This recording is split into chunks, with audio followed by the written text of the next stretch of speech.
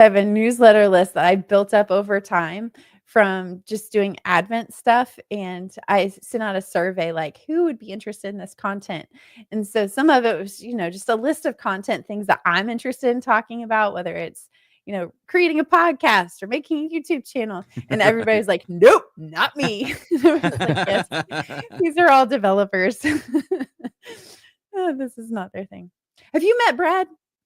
Now that I mean, we're we've gone around in okay. different circles and stuff. Yeah. Okay, cool. Yeah, Cool. never in person though, right? I don't think we've been at the same conference. I don't think so. Maybe. Well, yeah, hello Something to again. look forward to. Oh, I should have worn my Curly Boy shirt today. I was thinking about doing mine, and I was like, we would have been twinsies if had I done That would have it. been honestly, that would have been great. We should have done. Did anybody see the video that came out this morning about running Doom on TypeScript? I saw you share it, but I didn't watch it. Thumbnail for it. I didn't watch it. I saw the thumbnail. You need to, because the amount of engineering work that this guy put in to make this happen will blow your mind. Like the number of types that it took to build this was like 200 or 300 times more than the entire size of the definitely typed repo. It's huge. Oh my goodness. It'd blow your mind. He said it was like a petabyte of data that he had to compress down. Insane. Jeez.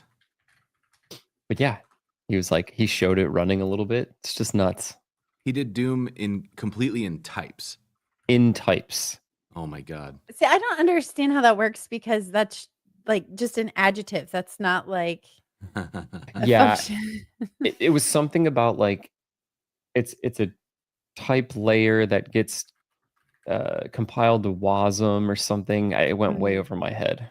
And he implemented like each MS-DOS instruction in types and then compiled it. And I was like, crazy. And I think the best response I saw to that, somebody was just like, I can't tell if this was the biggest waste of like manpower or like the most ingenious creative thing I've ever seen.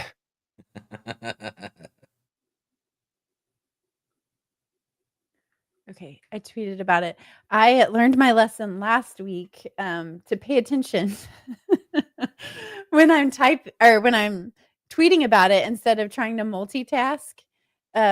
Last week, well, I'll just say it. So last week we had somebody from Prisma on, and I shared out a tweet that said, I never use Prisma in my databases. I don't want to code with Prisma, instead of saying I don't want to code without Prisma.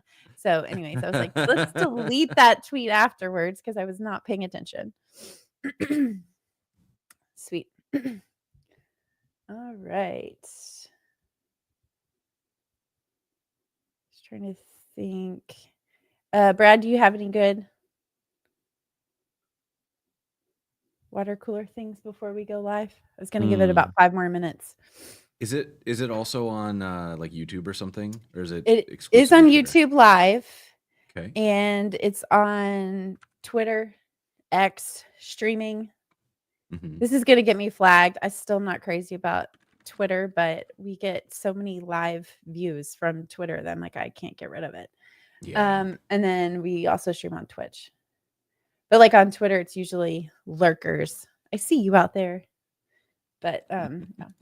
That's something we could talk about right now. If you were to stream, where would you stream? I got started again recently, and I've been all in on YouTube. But I just feel like the views aren't the same based on like what I used to get on Twitch. I mean, I don't know. I think streaming in general has sort of shifted in terms of what it's for, if that makes sense. Like, yeah. I think that during the pandemic, streaming was what people were doing to connect. And it was much broader. There was a kind of general like, hey, let's go flip through the streams and see what's on. Post-pandemic, I don't think people are doing that as much. I think that people don't feel that same need for connection. So I think that streaming has become more of a like core, like the inner circle, right? It's the close friends and followers and fans, you know, the people who are like really involved. And I think that like I kind of look at it as being one of a few tiers of like how you connect with an audience, because people, you know, people consume content in different ways, and some people want to be really behind the scenes, like, you know, they want to see how stuff gets made, they want to watch the process of how you go from like an idea or a frustration to a finished product, and that sort of like high touch, high context streaming is really valuable to them. A lot of people just want to know kind of the broad strokes, and so a YouTube piece that sort of takes the same thing and compresses it all down into 4 to 10 minutes is, you know, that's a whole other kind of valuable thing. And then the blog post that explains what happened for people who want to just, you know, skim it real fast. Like it's I think if I was starting again today, I don't think I would make streaming a primary target. I think streaming is a thing you do once you have an audience and you want to like deepen the connection to that audience. My take on it is like, if I'm going to be doing work anyways, I'll just turn on the camera and do it. And that's the baseline for where, you know, content comes from. You build something, then you go make the YouTube videos, then you make the blog post, but you're just kind of on camera throughout the whole process. Yeah, I would agree with that. And I think it also depends on what your motivations are too, right? Like in my case, you know, my job is content now. When my job wasn't content, streaming was a great way to be able to do my job, because I was working on open source at Gatsby and Netlify and stuff, in a way that was available to somebody who, you know, maybe wanted to see how any of this stuff worked. Like I think a big challenge, especially in a remote first world, is like we don't have the same apprenticeship models. Yes. Because when you work in an office, you get to go ask the senior engineer on your team, like, hey, I can't figure this thing out. And then you pair program with them and you get to watch them work. And they don't just solve your problem. They also like, they're coding in front of you and you go, hey, why did you do that? Or like, what was that trick you just used? Or what was that that shell alias you just had? Whatever it is. And you start to pick up these little things. I've heard it described as like tacit knowledge transfer. And the idea is that, you know, when you get to observe somebody who's skilled, they do all sorts of things that they're not thinking about, that they can't articulate, that they would never write a blog post about or think to teach. It's just stuff they've learned by, you know, habit or trial and error. And so being able to observe that is a way for less experienced people to pick up some of those nuanced things that make programmers who are more senior, you know, what makes them senior. And in the absence of the office, there are few and far between places where you can get that sort of tacit knowledge transfer. And I think streaming is one of the last places to do that. Like if you get to watch a senior engineer on a stream, you actually get to see their thought process, and when they get stuck, how do they get unstuck? And you know, how do they organize? How do they start? How do they, you know, whatever it is, right? So I do think like there's a huge amount of value from that standpoint for sure. Yeah. Okay, let's go ahead and hit record, because I'm gonna I'll clip this because this is a great conversation, and we'll get into it. Awesome. Let me cue the music real quick. There we go. Okay, sweet. What's up, everybody? Welcome to another episode of Compressed FM, a podcast all about web design and development with a little bit of zest. In today's episode, we have my good friend Jason here to talk about code, cameras, content, and engineering management. Thanks for having me.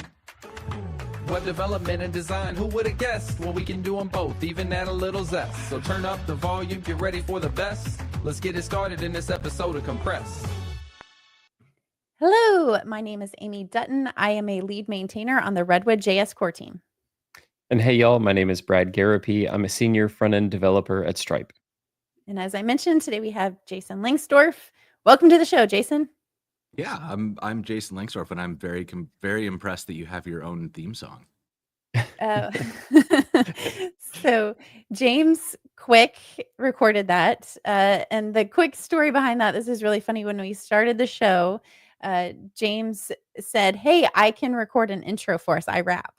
And I didn't know James well enough at the time. And I thought in my head, oh, good. It'd be awesome. And because I mean, when somebody says I can rap, I'll record something. Who knows? Who knows? So, anyways, James turned this around and it's amazing. I was like, wow, you really can rap and record. So that's where that came from. James has actually done a few. He did, let's see, when he was at Auth0, he did a rap on authentication, authorization. I'm not sure that's on their channel anymore. But yeah, he's actually quite talented. I've encouraged him to do that from the stage at a conference. He needs to just, drop a beat. It'd be wild. Amazing.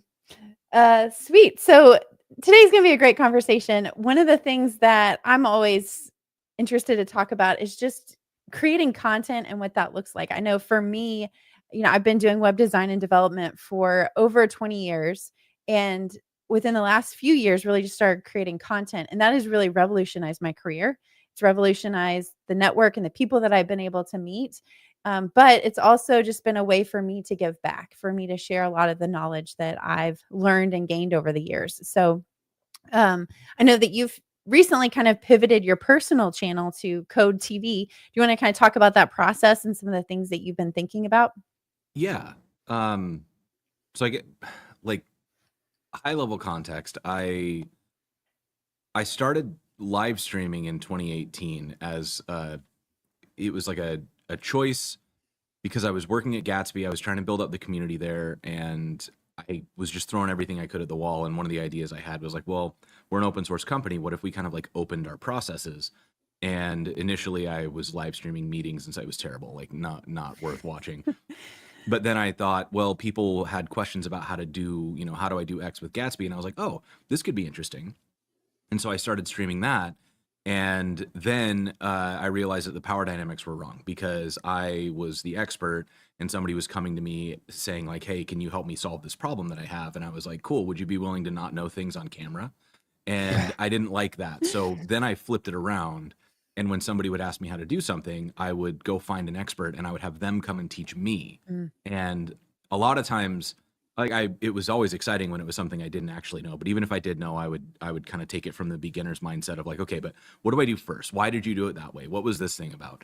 Because I wanted it to be the process of really like getting up and running and going from scratch on something. And that became Learn with Jason, which has been running now for 7 years. So great.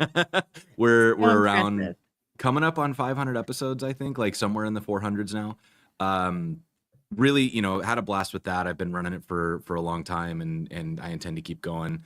But then, that started to work and I started thinking about why.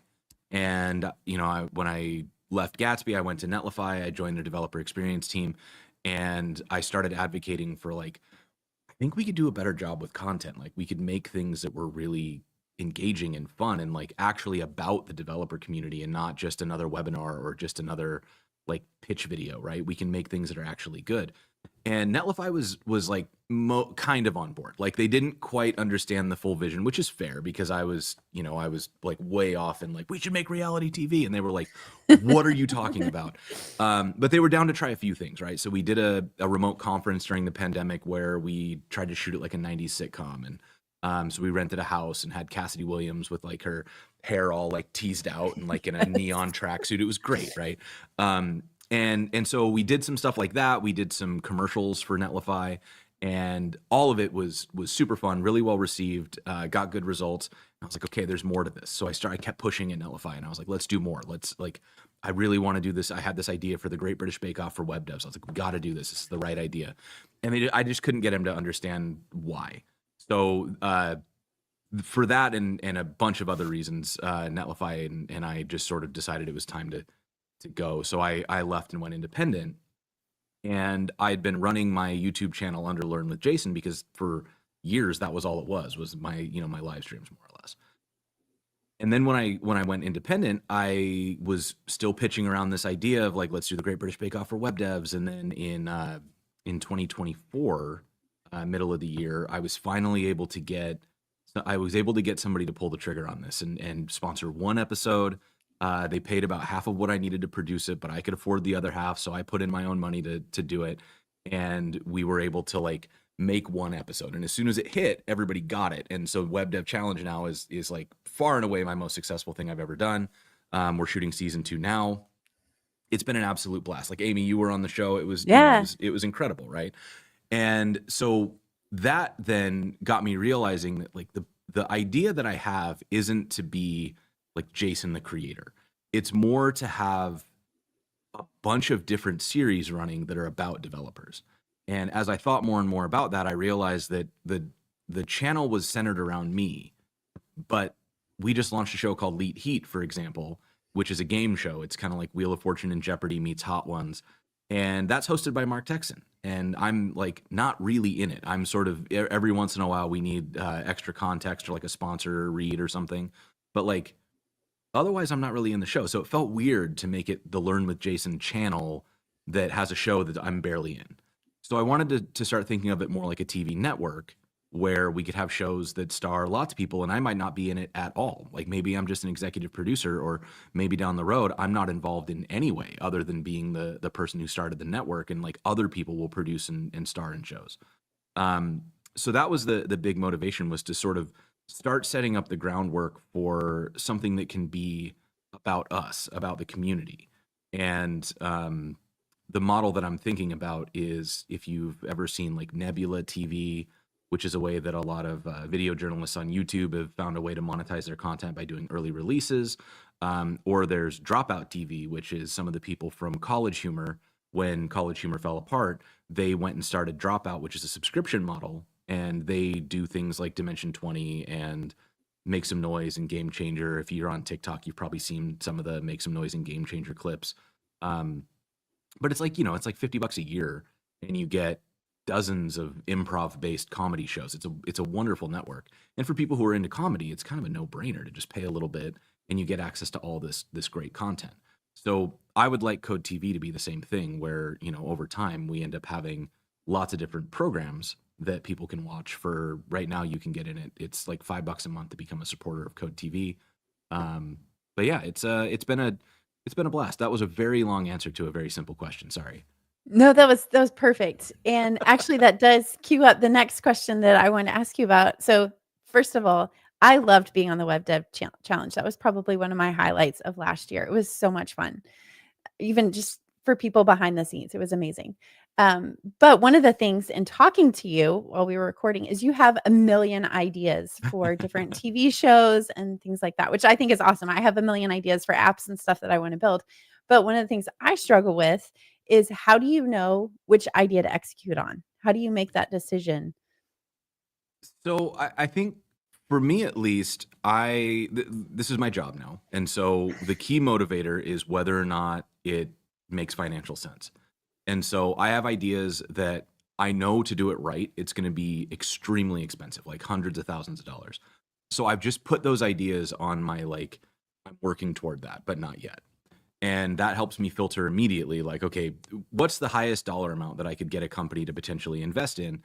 And right now it's not $500,000+ I do think that we can get there, because I think that to do the really interesting stuff, we're going to have to start treating these like conference events. And, the average company conference is going to cost $750,000 to $1 million to throw.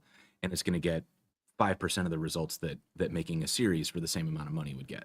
So, or even a Super Bowl ad. What, Salesforce spent $8 million on ads? Right. And it's like a couple 100,000 views for a Super Bowl ad or something like that. Like it's good, but it's not lasting, right? And for $8 million, you could make a truly like outstanding series that would run for half the year. Right. And you Instead have of the 30 potential seconds. of and you'd have the potential of having like a Severance moment or a Bachelorette or Love is Blind, where people are talking about it every week when an episode goes live and arguing about like, oh, that person shouldn't have won, or oh, I can't believe they voted this person off, or whatever it is.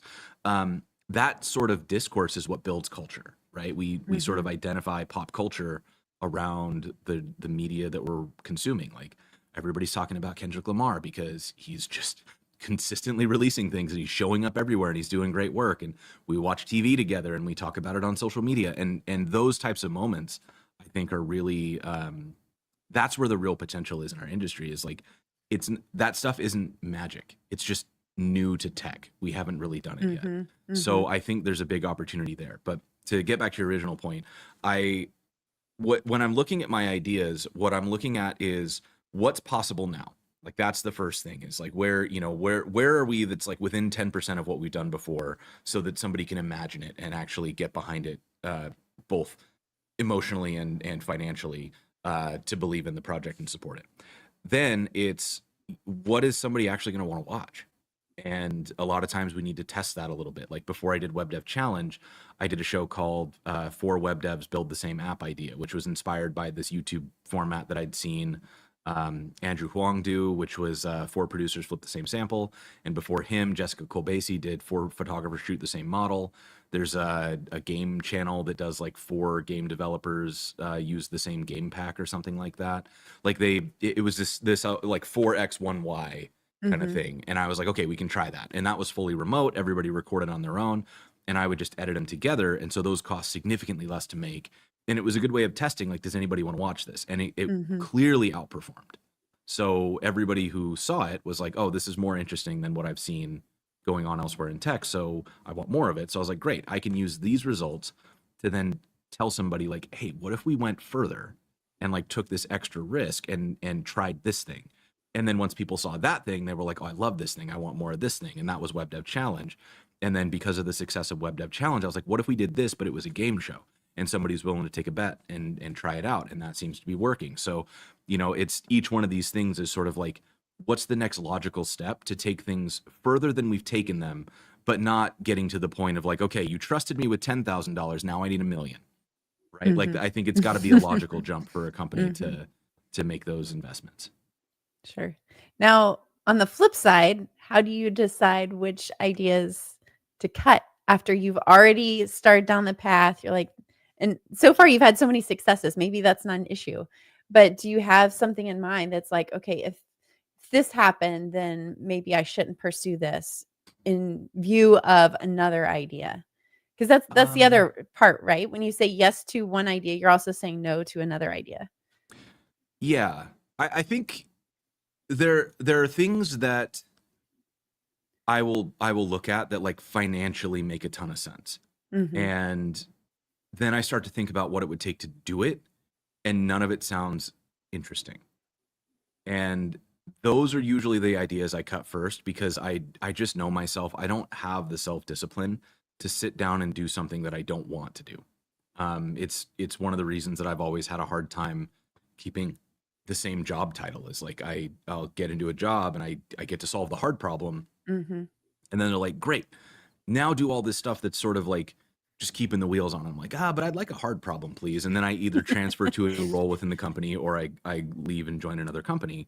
And the thing that's been exciting about Code TV is that leaving has basically just set up these giant obstacles. Like everything is a hard problem. And the thing that's fun about that is that I'm always able to sort of maneuver toward the thing that actually seems engaging. And so things that I could be doing, like I could go all in on something like LinkedIn Learning or Pluralsight and make a bunch of courses. And that's probably really financially reasonable to do, because there are good royalties in that. They treat people well. There's usually a good upfront payment for doing one of those courses.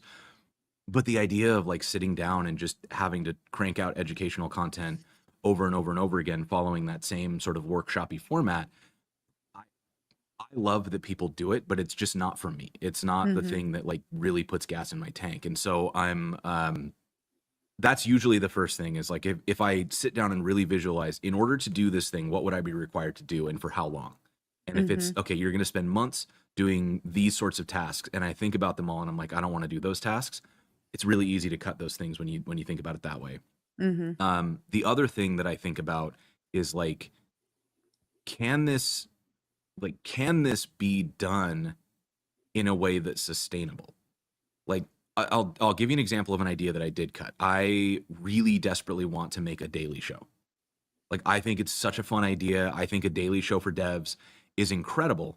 But I started the experiment. I was working with another dev, and we were going to try this out. We picked like, all right, let's do 4 weeks of this. Let's see how it goes. We got into the first week and realized how much time went into the research and writing, and like how involved it was going to be to make a good episode of this show. And we immediately were like, we can't do this. Like it would have to be our full-time job. And if we decide to pursue this, there's just no way that we can do this at the level of quality that we want. So we had to back away from it. And that's the other thing is like, is it sustainable? Because any good idea can be good once, but where they really become great is when you can do them over time sustainably, like build something that can get its own lore and its own history and like in jokes and stuff like that. You can't do that with a single episode. It's got to be a sustained effort, like a minimum 5-6 episodes to start developing a personality around the thing. Yep. So if I can't do that, I usually cut the idea as well. Yep. What's your take on shows like documentaries or Day in the Life? Are you more firmly on the entertainment side of things, or do you find those too bland to approach, No, or what do you think? I like those. I've made a few of them, and I'm in talks about making a few more. I did a thing at Render ATL last year. Was it last year? Either last year or the year before. And I went to Render ATL with the documentary film crew, and we like wanted to ask the question, how do you manufacture luck? And we did that by talking to a bunch of the devs at the conference, ranging from folks in director and VP positions down to folks who were still in boot camps trying to find their first jobs. And I think that was great. I loved using the community in this event as this backdrop for kind of asking a real question. We did a similar thing at Launch Darkly's Galaxy, and I love that kind of content. An Anthony Bourdain style show, like a Parts Unknown sort of thing, is something that I'm actively trying to get companies to. That one we're ready for. Like that one is within financial reach. It makes sense for the budgets that something like Web Dev Challenge or Leet Heat is running at. We can do this Parts Unknown thing. The challenge is that something like Web Dev Challenge makes a ton of sense for a company because it's effectively a webinar in the application. Like you get to see developers using your tool to build a thing. It's super clear what the business value is. Leet Heat has some like domain expertise. You're writing questions that show how much you know about a specific area. A Parts Unknown show is very actively an investment in the community and in brand awareness within the community and like developer love, which is one of the most valuable currencies that there is.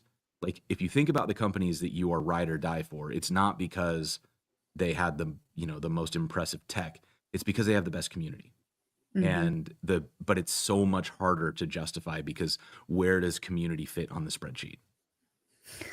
And so that's where it gets really challenging. Like when a company gets it, you'll see them do this really well. Like when Netlify was running Jamstack, they had effectively staffed an entire company internally to run Jamstack. There was a branding team, there was like a community team, there were people running events, there were people building websites, like so much stuff was happening, fully funded to run Jamstack. And that's why it worked so well. That's why that community was so healthy. As soon as they pulled that back, it all disappeared. And that's why now you don't even hear Netlify's name listed when people talk about where to host sites. Like they've just kind of dropped out entirely because they pulled all that funding back. They stopped investing in community and it cost them everything. So I think this is one of the things that's really tricky is the documentary and the day in the life stuff I think is super valuable. I think if you're an individual influencer, it's great because people want to know who you are, where you come from, all those things. If you're a company, it's harder to understand why you would finance something like that. And I think it's got to be done strategically. What companies have you gotten the attention of to grab sponsorships from? So far I've worked with companies like some of the bigger names, Google, Amazon, Microsoft, some of the, like a lot of earlier and kind of like, Series A to C startups as well. Like I've worked with Sentry, I've worked with Neon, I've worked with Convex, Clerk. I'm going to like list off a million names and forget a bunch, but like you've had everybody, which is so impressive to speak to your network. The thing that's really fun is, once you're doing something that's interesting and I mean, I'm obviously giving myself a lot of credit here by calling what I'm doing interesting, but it is like once you're doing something that other people are noticing, then it gets much less complicated to get people to want to be part of it. And I think this is the really tough thing about doing anything big is like when I was at Netlify and I was saying, let's make reality TV, the leadership team would just look at me like, what are you even talking about? Like, this is such a silly idea. You need to let this go and focus on things that get results. And now, a few years later, Web Dev Challenge is like, I have not had to do a lot of active outreach. I'll like put up a post on the internet and say, I have availability for season 2 of Web Dev Challenge. If you're a company, let's get in touch. And I had like 20 companies get into my inbox about it. That's and amazing. it's because you can show that like developers want to they want this. They want to learn about new tools. Like, we're all clearly engaged in trying to keep up on trends, but I don't want to sign up for a webinar. I don't want to have to like get into a weird email funnel where somebody from your sales team is going to keep asking me to set up meeting. But I do want to know what you do. And so creating these interesting ways to go out and create content that lets developers get a glimpse into what it's like to build different types of tech, different types of apps, using all of these tools that we keep hearing about on, they sponsor podcasts, they show up as logos on our the events that we go to. I want to know more about them. I just don't want to necessarily end up in their sales funnel just yet. I want a chance to evaluate on my own before I push further. And something like Web Dev Challenge is a great way for a company to do that. So I think the thing that I've noticed is that it's really, really hard to get the momentum going with one of these. And I'm going to give a whole talk about this at City JS London. But I think if you have an unreasonable idea, but that you're right, you just have to embrace that you're being unreasonable and just kind of steer into it.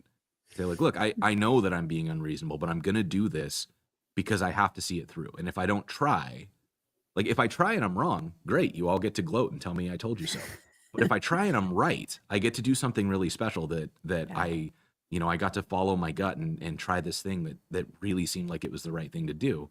And fortunately with Code TV, I've been able to say so far it is definitely like my instinct was right. Yeah. And pulling at that thread a little bit, when you have one of those ideas, it's almost like you have to go out and do it independently, because you're like swimming upstream trying to get a company or your work to buy into it, and it's just not going to happen. Yeah. So I want to dig into that a little bit, is like, what gave you the confidence to be able to say, I want to pursue this independently? At the time I left, let's see, I had been doing Learn with Jason for almost 5 years when I left Netlify. And at that time, I had been able to initially I got sponsors to help me cover things like I have live captioners on every video, or on every live video. And so that cost money and I needed somebody to help me cover that. So I hit up a sponsor, and then like another sponsor came and they were like, hey, we want to sponsor you. And I was like, well, I don't really have you would just sponsor me for existing? And they were like, yeah. And then by the time I left Netlify, I'd replaced about 50% of my income from Netlify with sponsorship money. And before I left, I spent a few months, like I knew it was coming. I could see the end. And so I hit up a couple companies and I said like, hey, if I were to suddenly become available as a contractor, would you want to do something? And at first I didn't know exactly what that meant. So I was doing like consulting, which turns out I'm not a very good consultant. Or not consulting, but like fractional leadership. I tried to join as like a fractional VP so it didn't work out. But I did like, hired gun tutorials for a little bit. I did, a handful of things just to sort of make ends meet. But I felt confident, like there was enough interest when I started floating the idea that I'd be available, that I would be able to cover my bills. And that was what gave me the confidence to go. That, and like, I also, I'm steering into my privilege a little bit here. I'm like highly visible. I have a great network. I've worked with, the people that are my closest friends are some of the best connected people in the industry. So I also was trusting that I had enough of a safety net that if I did need a job, I would be able to find one. So take everything I'm saying with a huge grain of salt here, because I've got 20 plus years of industry experience and network that I was leveraging to make this jump. Like this is not me starting a new thing with no network and no anything, just saying like, I'm gonna go try to make it in Hollywood, right? Like I was like, I got a plan. I got connections. I'm gonna do this, right? And so I didn't move until I was really sure, because at the same time my wife was like looking to get out of a job that she didn't want to be in anymore, and she wanted to take a year off, and I was like, okay, we're doing this, we got to be like sure. So it was a very calculated risk, but I think it's risk is such a relative thing, because I think that a lot of people say like, but why would you take such a big risk? It did not feel like a risk to me. It felt like a risk to stay. Yeah. Well, and I think that's the part that people sometimes forget is like, I look at big tech right now and I'm like, that's risky because you're a number on a page. And then when they get ready to do layoffs, you're just a number. They're not necessarily looking at your performance. So that's a risk. But in your case, in some ways, it's safer being out on your own because you're like, I have, 5 to 10 companies paying for my income right now. And if one of them were to leave, that's not great, but I still have 4 to 9 companies paying me. And so it's less of a risk in some ways. One thing I did, well, I guess maybe 2 things I want to highlight was just the fact that you did take tiny steps. And sometimes it's easy just to say, oh, well, Jason is a big deal. And he just was able to do stuff like that. But it's like, no, I streamed for 4 years or 5 years before I even did this. So I think people kind of lose sight of that just because they want those opportunities just to like wake up and be in their lap. And that doesn't happen. The other thing that I wanted to highlight too, that I think that you're doing such a good job of is like when I think about at night, when I turn off my computer and say I want to watch YouTube, a lot of times the content there is like maybe tutorials or explaining a big technical topic. Then like I'm brain dead right now. I do not want to to learn a new algorithm or whatever, but the fact that I do love talking about code. I do love the entertainment value and being able to connect with other developers. And I think that the shows that you're producing fill that void because it is entertainment. I can enjoy it. I can meet somebody new, but I'm not having to like really think and process a function in what's happening. Yeah. And might I just add, this is where that daily show for devs would really shine. Like I am for it. That sounds amazing. I want it so bad. I like here. If you're a company and you want to be the one who brings the daily show for devs out, I need you to fund like 2 researchers for me, because that's what it would take to make this possible. Yeah, it's like almost like you need the team of writers to just gather the weekly topics, put the points together, write some jokes or material around it, pass it off. Yeah, I mean, there are like probably a team of 5 to 10 writers. There are 4 or 5 producers, and then the host that all make the daily show happen. And the same with something like Jimmy Fallon's Tonight Show or any of the other ones that are out there. There's probably 12 to 24 people just involved in the content, not production, not distribution, social media, all the other things that make those shows work, just to get enough content to be able to do a show every day. And so it is one of those, like, a little bit of hubris on my part that I even like entertained the idea of doing it, because when I looked into it, I was like, this is bonkers. Like, nobody could do a show a day on their own. There's just no way. Yeah. Well, hey, make it weekly at least, because you got to have the time to gather. Yeah. Something has to happen, Right. Yeah, that would be another challenge, is like tech moves fast, but it's not daily fast. Yeah. Yeah. What about, I want to talk like distribution a little bit. Sure. You mentioned networks like Dropout TV, and I'm not familiar with how they distribute their shows. Is this all kind of like a self-hosted type thing, or are you thinking about putting it on platforms like Netflix, Amazon, things like that? Yeah, I mean, so I have had a couple conversations with producers at places like Paramount Plus and stuff like that. It is not out of the question that we would be able to do something on one of the streamers. We won't get on one of the networks. It's too niche. Like we're not going to get an ABC show or something like that. Sure. But maybe a Paramount Plus or a Netflix or something like that would be interested in carrying this kind of show, because niche content works well on a streaming platform. And what benefits does that bring? Honestly, I wouldn't know. So the benefit that I understood from it is, like, one is just credibility. Like, if you can say that you've put a show on a streamer, you immediately you carry more clout than you would otherwise. And reach, I'm assuming, right? Like, The day you get Maybe. suggested or something would be huge. Assuming you get suggested, yes. Right. I think that's the big risk, is like, it's sort of like getting a book deal or a record deal, right? Like what you're getting ostensibly is broader reach, more connections, distribution, etc. What you're risking is that you are also signing away usually more than half of the revenue from the show. And if you don't get it, like, publishers in tech are a good example of this, and I won't throw anybody specifically under the bus, but as a general rule, publishers in tech are going to offer you a really low advance or no advance. You're going to spend months writing a book, and then you're going to collect like maybe 12 to 25% of the book sales. And in exchange, they will do roughly nothing. They'll like list it on their website. Yeah.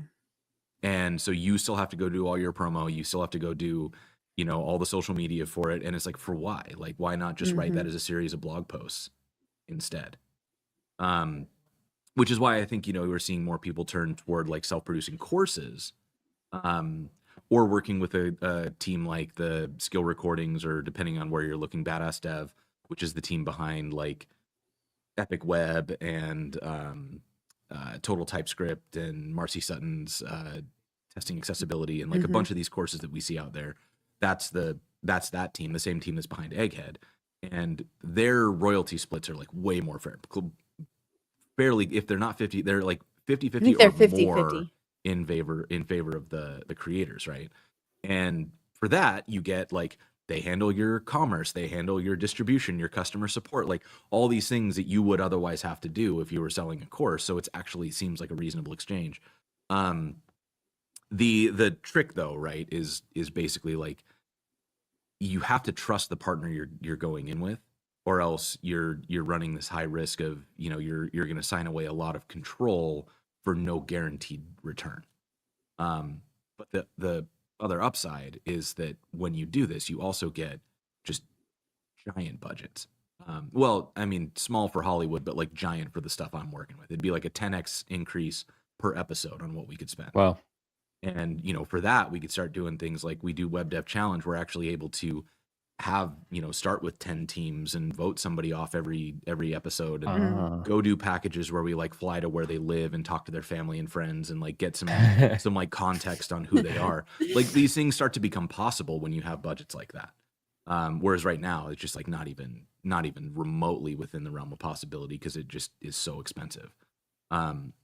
But so there's like a lot of interest in that way. But I think what most people are doing that aren't already in the Hollywood space is finding ways to distribute themselves. So I think Dropout TV, for example, I believe I read that they use Vimeo, and like Vimeo has sort of an all-in-one TV network thing where they'll build a TV app, so you can like install the Dropout app on Apple TV or on your whatever Android television device.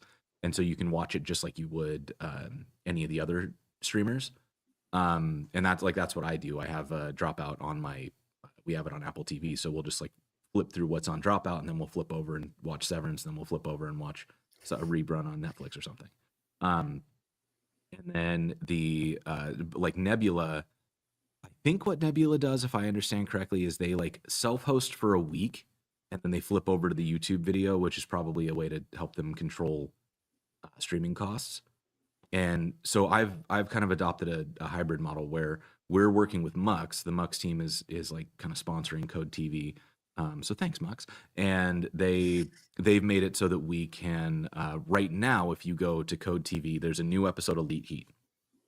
If you're a supporter, you can go watch that episode of Elite Heat. That would be streaming through Mux. And then on next Tuesday, that'll switch over to being public, at which point it'll be on YouTube, and then the YouTube video will be what we show on Code TV to, again, control streaming costs. Why'd you decide to put everything on one YouTube channel and not just like a different channel for every show? Such a great question. I mean, the short answer is I don't know what's going to last beyond a few episodes. That is true. And so like I made a promise to myself that I'd give everything like a season, and to me a season is like 6 episodes minimum. But if we try it and it's just not landing, I don't want to have like a trail of dead channels, and I like the idea of like cross promotion within, and I like Sure. the idea of it feeling like it's part of an umbrella, Mhm. like, because if we can build a reputation where like Code TV makes good stuff, then it's sort of like how A24, the movies that come out of A24 aren't necessarily thematically linked or even the same genre, but you go, I really like the way that A24 makes stuff. So I'm going to watch what they make, even if like this one was a drama and this one was a thriller or whatever. Mhm. Mhm.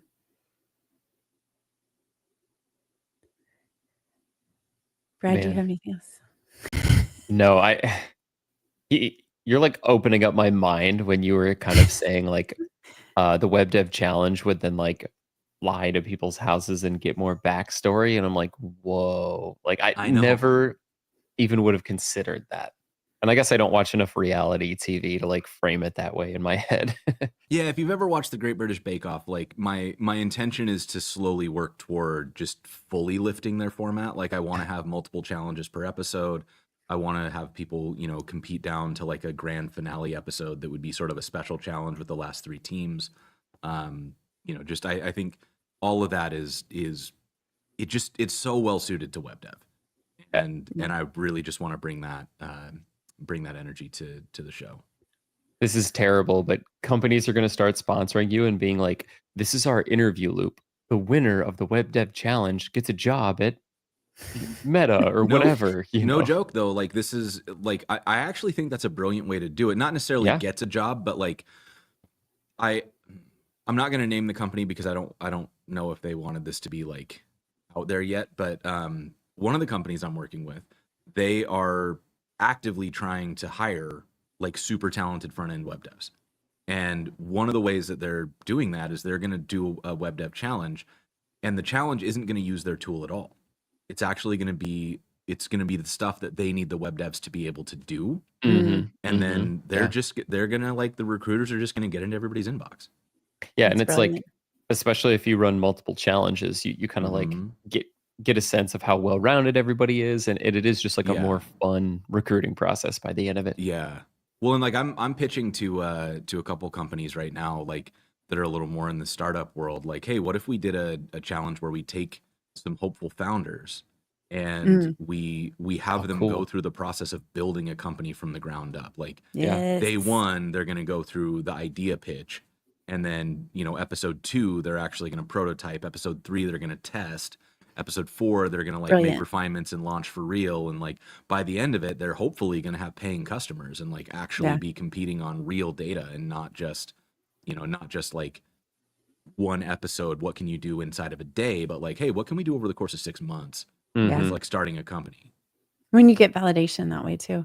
Yeah. One of the things that I love about these things that you're talking about is how you're lifting ideas from other areas. So like, oh, the British Bake Off. So one idea, I'll throw this out, not that you need more ideas. Have you seen the show Making Fun? No. I picked this a couple weeks ago. My kids found it. It's on Netflix.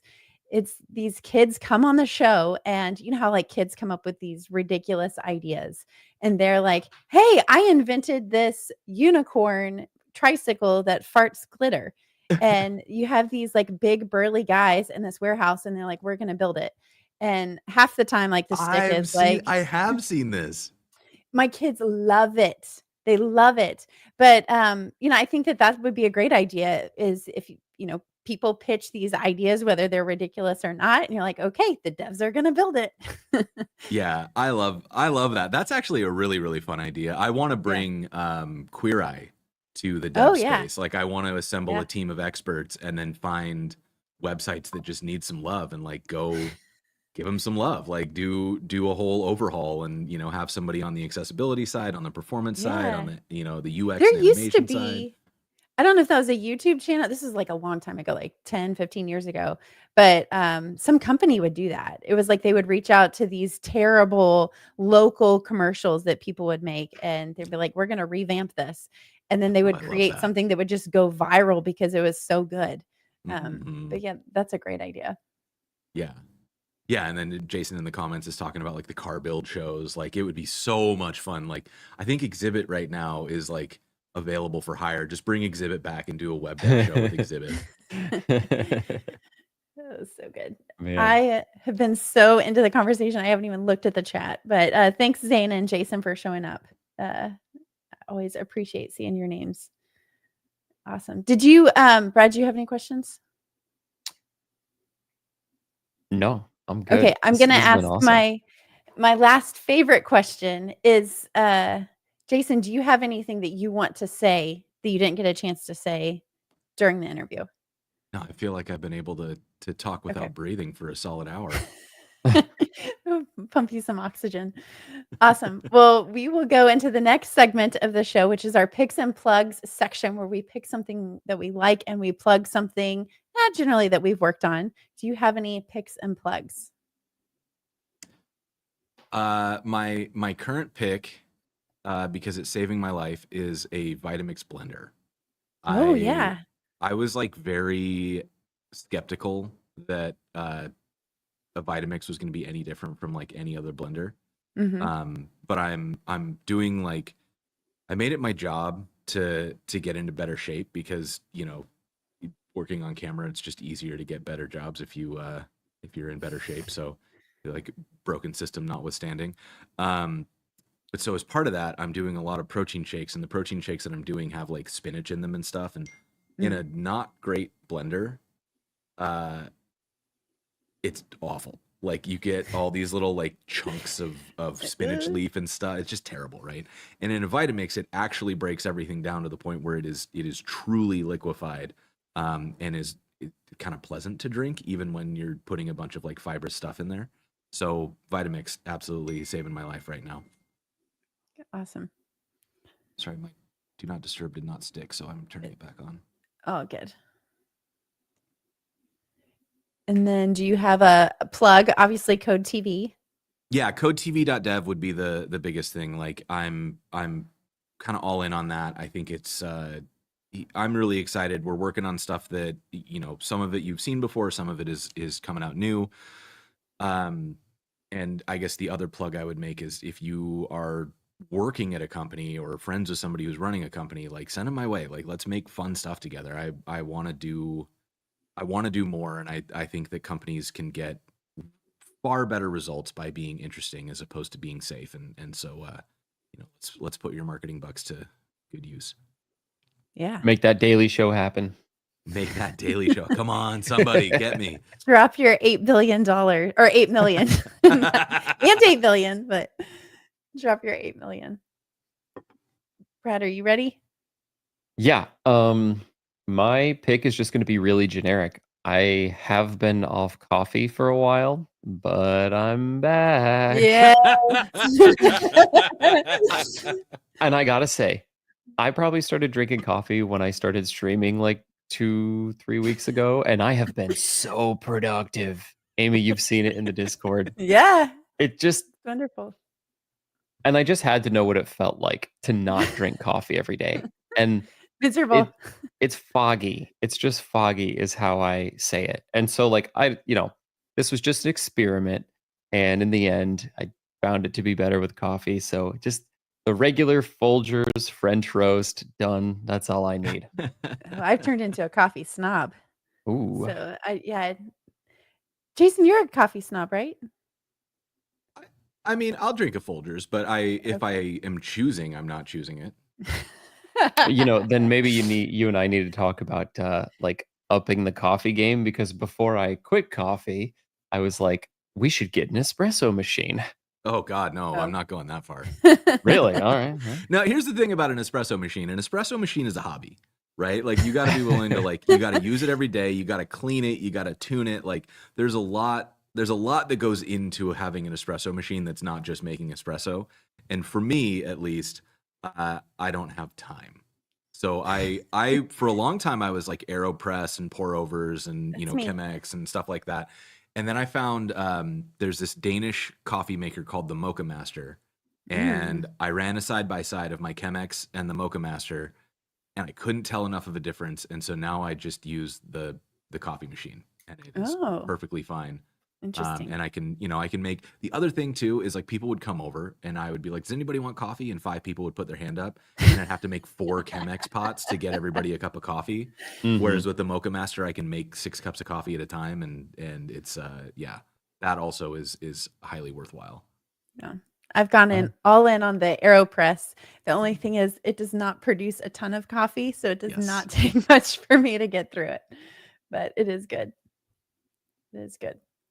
And then Brad, your plug? I'll plug my YouTube channel. I've been streaming, almost twice a day right now, morning and night. YouTube.com/Brad Garapi. I'm building out a remix starter application template that I'm then going to use it to build a bunch more stuff. First thing being like a Super Bowl Squares app, or really for any sporting event that has quarters or periods, it doesn't even matter. Just to kind of like put people's names on a board, select the winner, and then you and your friends can decide what the punishment or reward is. Love it. So my pick, I'm going to pick 2. And the reason is because we mentioned Severance several times on this episode. We've had several guests pick Severance. I finally started watching it. It is phenomenal. Love it. Totally worthwhile. The second thing I'm going to pick, this is maybe slightly embarrassing, but a lot of our kitchen utensils were kitchen utensils that I had bought in college, and they're like the cheapo black ones. And I read an article earlier this week that was like, these are bad for you. They release toxins every time you use them. I said something, and my 7-year-old was like, Mom, you can't believe everything you read on the internet. But anyways, it was enough for me to replace them, and they weren't that expensive. It said one of the best alternatives is silicone. So I have a bunch of new silicone kitchen utensils that look nice. They all match, and they're an upgrade from stuff I had in college. So highly encourage you to check that out for your own health. And then for my pick, I will pick or plug, we'll do my Blue Sky account. So that is selfteach.me. But I'm all in on Blue Sky lately. So, and I'll include links for everybody else, their Blue Sky account on the description in the show notes. So cool. Well, Jason, thanks again for joining us. This is a fun show. Yeah, thanks for having me. Yeah, awesome.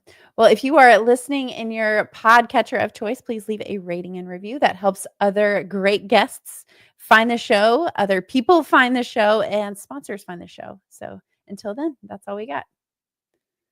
Sweet. So that's goodbye number 1. I was going to see what the comments were. Danny Thompson. What's up, Danny? Perfect. Jason, what's the next conference or event you're going to be at? I'll be at Epic Web Conf. Sweet.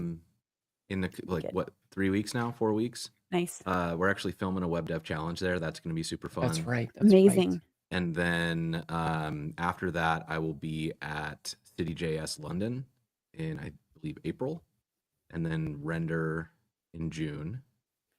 And then I'm lined up. I think I'm a keynote at Lead Dev, which hasn't been announced yet, so don't tell anybody. This is the after show. Yeah, but that'll be in, I think that's December in New York City, which will be great. I haven't been That'll in a be while, fun. so not super happy that it has to be in December, but I am happy to go back to New York City. Yeah, Brad and I both have trips to New York planned. Oh, when are you going, Amy? In like 2 weeks, I think. Nice. It's like super fast. Yeah. My kids have their spring break, so we are flying to DC and then taking a train to New York City. So we'll get to see DC and New York. Yeah. I got I'm all in on the Nikon system, and I got a Nikon ZFC, and I just like it because it has all the dials on top, but I'm really looking forward to taking a bunch of pictures while we're there. Very cool. Yep. I was going to use this trip to buy a bunch of camera gear, and then I'm trying to convince myself that my phone is just fine. What camera gear for what? It's going to be just me and my wife going to New York City, hanging out for like a week to celebrate an anniversary. And I was like, it'd be cool to have a camera on me. Mm-hmm. And there's some good ones that aren't like super expensive too. Like if you know, if you want to put $1,500 into it, like a Sony ZV-10 has the E mount, and you can like put good glass on the E mount, and it's going to look amazing. I'm using a Sony right now for this webcam, and I was like, oh, I could use an upgrade, and then just like there it is. Mm-hmm. All the lenses would still work. The old A6000. Oh, nice. Yeah. So it's been a while. Could use a refresh. Mm-hmm. Yeah, I use an FX3. I'm like talking myself out of getting the FX6. Mm-hmm. But like I'm also in the early stages of trying to decide if it's worth it to buy like a red camera. Ooh. Because we're like, when we shoot Elite Heat, for example, we shoot in 8K because we do like a wide of the contestants, and then we need to be able to like zoom in on somebody as they're speaking or like reacting or something. And that's a good way to do it. Yeah, right. We're already shooting 6 cameras, so it was like we can't put like 9 cameras on this show. It's just too much. But if we shoot like the host in 6K and the contestants in 8K, and then have 2 like roaming close-ups, where basically those are operated by people, the other ones are just static shots. Then we have the ability to like, we can zoom in manually and like get really close up on somebody as they like take a bite. But for like questions, if somebody has a good reaction, where we still caught that and we can get in close. Yeah. But to do that, you need a camera that shoots high. So I've been renting, and to rent 2 red cameras, I'm getting like a screaming deal on the rental of the cameras plus lenses, and it's still like $1,000 an episode. And so if I'm going to be doing more and more of this, then it's kind of like, okay, I need to like actually run the numbers here, because a new red Komodo X is like, I think $15,000 or something like that. But like, if you get one after 15 episodes, and that's kind of exactly, I mean, that doesn't include like, wait, is that right? I might be getting the numbers wrong there, but either way, they're pretty expensive. You still have to get glass for it.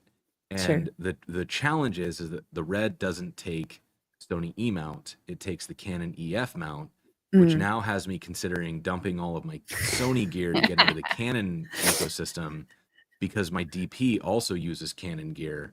So it would just be sort of like a natural, like my whole ecosystem then would be on the same gear. Really don't want to do the switch over. Like it's like, so hard to get into a new ecosystem. It's like if you give a mouse a cookie, if you just slowly leads. If I do this, then I just need to go all in on Canon. I know. Yeah.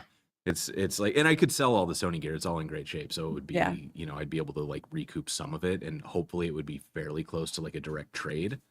Because the FX3 is a great camera. Like that's what they shot the Creator on. Like it's Hollywood quality. It's just not, it's not the ecosystem that I'm in. So every time my DP has to use my Sony cameras, he's always kind of like snob. That's funny. Okay, well we can go ahead and call it. But thanks everybody for hanging out in the chat and on Twitter, X, and we will catch you next week. Awesome. See y'all. Bye. Thanks for having me.